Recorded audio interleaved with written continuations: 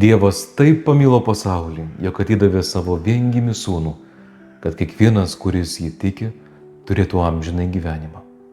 Kryžius – tai pergalė prieš mirtį ir nuodėmę. Nežinau kaip jums, bet aš kartais kaltinau save, galvodamas, dėl mano nuodėmės jisai turėjo mirti.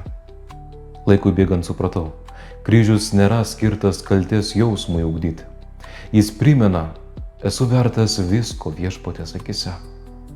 Jėzus skaudžiai kentėdamas ant kryžiaus savo pralietų krauju, sako man ir tau, matau tave, tu esi vertas net mano paties gyvybės.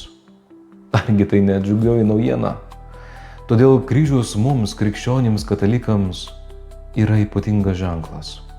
Ženklas meilės be ribų, meilės iki galo, meilės, kuri pasirengusi atiduot gyvybę už tą, kuri myli ir netgi už priešus. Pažvelk šiandien į Kristų ant kryžiaus ir pamatyk, kiek tu esi mylimas. Palaimintos dienos.